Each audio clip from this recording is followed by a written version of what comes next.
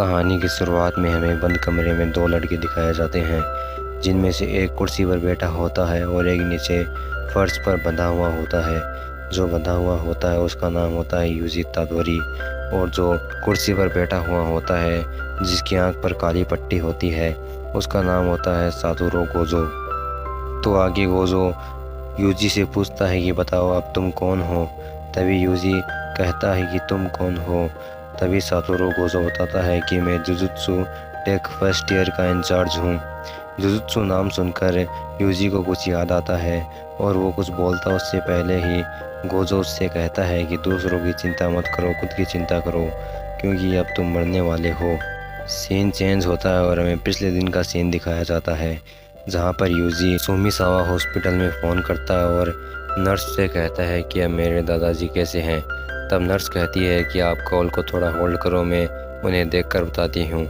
जब नर्स उसके दादाजी के कमरे में जाती है और कहती है कि यूजी शाम को आपसे मिलने के लिए आ रहा है, तब उसके दादाजी भटक जाते हैं और कहते हैं कि उसे कह दो मुझसे मिलने ना आए और अपने क्लब में ही रहे।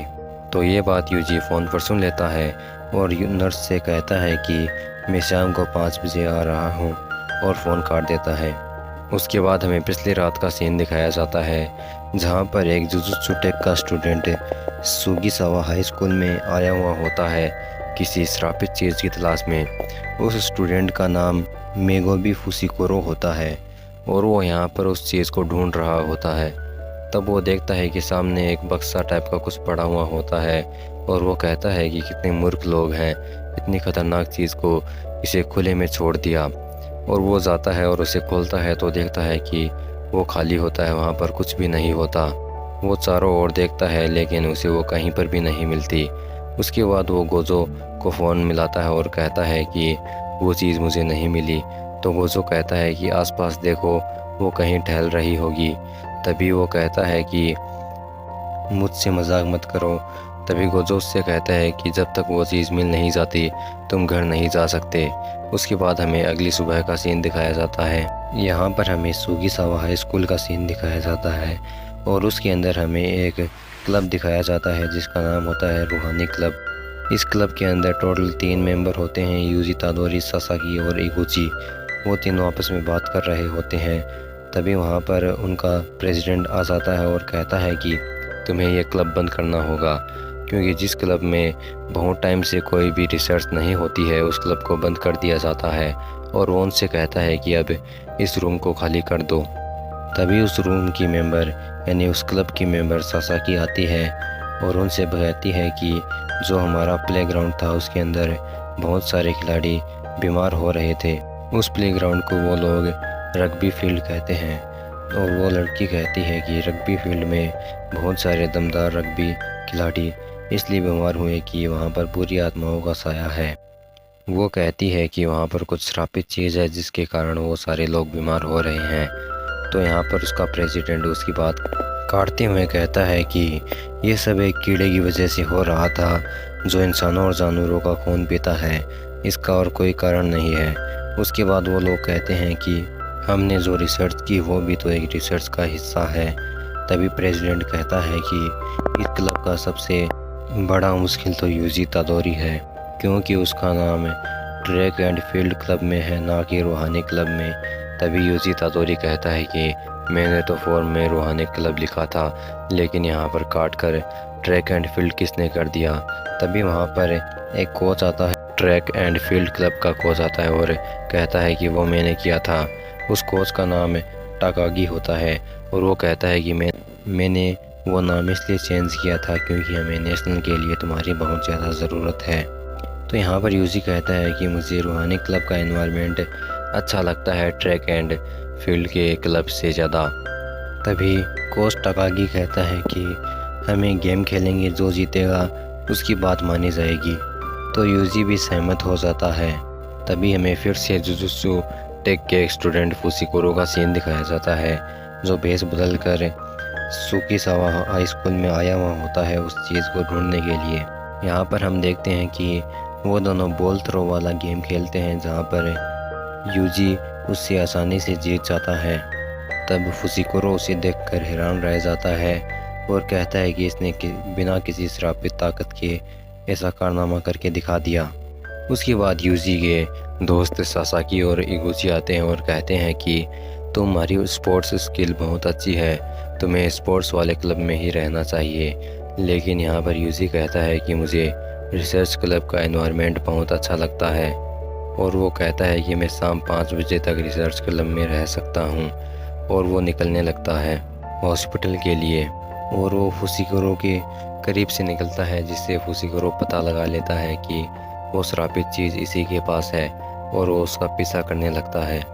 उसके बाद हमें हॉस्पिटल का सीन दिखाया जाता है, जहाँ पर यूजी फ्लोर लेकर अपने दादाजी के पास जाता है। तो उसके दादाजी कहते हैं कि मुझे मेरे लिए फूल मत लेकर आया करो, मुझे ये सब पसंद नहीं है।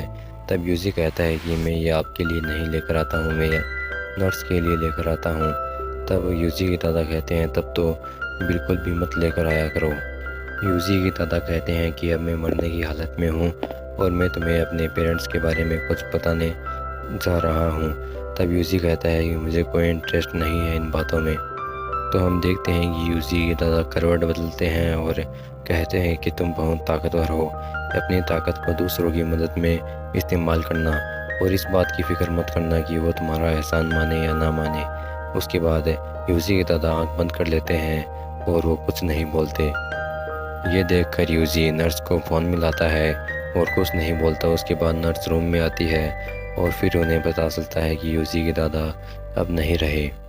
इसके बाद यूजी अपने दादा के मौत का दुख मनाता है और हॉस्पिटल से सारे पेपर वर्क करके बाहर आने वाला होता है। तभी वहाँ पर फुसिकोरो आ जाता है और वो उससे कहता है कि मुझे वो श्रापित चीज़ दे दो, वो बहुत ज़्यादा खतरनाक है, वो किसी की जान भी ले सकती है। तब यूजी कहता है कि मुझे अपने सीनियर से बात करनी होगी। तब फुसिकोरो कहता है कि क्यों, ऐसा क्यों? तब यूजी कहता है कि वो श्रापित चीज़ मेरे पास नहीं है, मेरे सीनियर के पास है। तो फुसिकोरो कहता है कि वो एक अव्वल दर्जे की श्रापित चीज़ है जो बहुत ज़्यादा खतरनाक हो सकती है। उसके बाद यूजी एक बक्सा जिसके अंदर वो श्रापित चीज़ थी, वो बक्सा फुसिकोरो को दे देता है। लेकिन वो उसके अंदर कुछ न होने के कारण फुसिकोरो उससे पूछता है कि उसके अंदर जो श्रापित चीज़ थी वो कहाँ पर है। तब वो कहता है कि वो मेरे दोस्तों के पास है और आज वो उस श्रापित चीज़ को खोलने वाले हैं। तब फुसिकोरो बहुत ज़्यादा डर जाता है और यूजी से कहता है कि आज तुम्हारे दोस्त मरने वाले हैं। तभी हमें सुगिसावा हाई स्कूल का सीन दिखाया जाता है, जहाँ पर यूजी के दोनों दोस्त सासाकी और इगुची उस चीज़ को खोलने लगते हैं और उस चीज़ को खोल देते हैं। उसके अंदर एक अंगुली होती है। जैसे ही वो उस अंगुली को बाहर निकालते हैं, उनकी मोमबत्ती बुझ जाती है और वहाँ ऊपर से एक मॉन्स्टर टाइप का कुछ जानवर आता है और वो इन दोनों पर हमला कर देता है। उसके बाद यूजी और फुसिकोरो दोनों उस यूजी हाई स्कूल की तरफ बढ़ने लगते हैं। जब वो वहाँ पर पहुँच जाते हैं तब वो देखते हैं कि वहाँ से एक बड़ी ही भयंकर एनर्जी निकल रही है। उसके बाद फुसिकोरो यूजी से कहता है कि तुम यहीं पर रहो, मैं अंदर जाके आता हूँ, और वो अंदर चला जाता है। तब यूजी सोचता है कि मुझे अब मौत से डर क्यों लग रहा है। जब मेरे दादाजी मरे थे तब तो मुझे मौत से डर नहीं लग रहा था, लेकिन अब मुझे मौत से डर क्यों लग रहा है। तब यूजी सोचता है कि वो दोनों मेरे दोस्त हैं, मुझे उन्हें बचाने के लिए जाना चाहिए, और वो भी अंदर चला जाता है। उसके बाद हमें अंदर का सीन दिखाया जाता है, जहाँ पर फुसिकोरो अपने श्राप से 2 भेड़ियों को सुमन करता है। उनमें से एक भेड़िया काला होता है और एक भेड़िया सफ़ेद होता है, और वो दोनों इन मॉन्स्टर पर हमला कर देते हैं और वो दोनों कैसे तैसे करके उस मॉन्स्टर को हरा ही देते हैं। उसके बाद वो अंगुली यूजी ले लेता है और उससे पूछता है कि ये किसकी अंगुली है। तो फुसिकोरो कहता है कि ये लॉर्ड सकोना की अंगुली है, जो बहुत ही ज़्यादा श्रापित चीज़ है। उसके बाद हम देखते हैं कि बहुत ज़्यादा ताकतवर मॉन्स्टर वहाँ पर आता है और उनके ऊपर हमला कर देता है। फुसिकोरो कुछ कर पाता उससे पहले ही वो मॉन्स्टर फुसिकोरो को दीवार पर टकरा कर उसे घायल कर देता है और फुसिकोरो के दोनों भेड़िए भी गायब हो जाते हैं। फुसिकोरो यूजी से कहता है कि किसी श्रापित चीज़ को खाने से हमारे अंदर बहुत ज़्यादा ताकत आ जाती है, लेकिन वो हमारे लिए बहुत ज़्यादा खतरनाक भी हो सकती है। इसी चीज़ को खाने के लिए सारे मॉन्स्टर यहाँ पर आ रहे हैं। उसके बाद यूजी उस मॉन्स्टर पर हमला कर देता है, लेकिन कोई फ़ायदा नहीं होता क्योंकि वो मॉन्स्टर बहुत ज़्यादा ताकतवर होता है। वो मॉन्स्टर उन सबको मारने ही वाला होता है। तभी यूजी कहता है कि अब एक आखिरी तरीका ही है इस मॉन्स्टर को मारने का, और वो उस अंगुली को निकल जाता है और उसके अंदर बहुत ज़्यादा ताकत आ जाती है और वो उस मॉन्स्टर को मार भी देता है। लेकिन एक बहुत ही ख़राब काम हो जाता है। वो ये होता है कि शकुना की ताकत उसके अंदर आने के साथ साथ शकुना की आत्मा भी उसके अंदर आ जाती है और शकुना उसकी बॉडी पर कंट्रोल पाने लगता है। तभी फुसिकुरो कहता है कि जिस बात का डर था वही हुआ। लेकिन हम देखते हैं कि यूजी फिर से अपनी बॉडी पर कंट्रोल पाने लगता है और वो कहता है कि तुम मेरी बॉडी को क्यों कंट्रोल कर रहे हो। वो शकुना से ये कहता है, लेकिन शकुना कहता है कि ये बॉडी मुझे पसंद आई और मैं अब इस दुनिया के सारे लोगों को मार दूंगा जैसा कि मैंने पहले किया था। और फुसिकुरो कहता है कि अब शकुना फिर से सब कुछ बर्बाद कर देगा, वो बहुत ज़्यादा ताकतवर है। यहीं पर ये पहला एपिसोड ख़त्म हो जाता है। तो उम्मीद है ये वीडियो आपको पसंद आया होगा। वीडियो पसंद आए तो वीडियो को लाइक और चैनल को सब्सक्राइब कर देना। और नेक्स्ट वीडियो इससे भी ज़्यादा मज़ेदार आने वाला है, इसलिए आप इस सीरीज़ तक अंत तक बने रहें।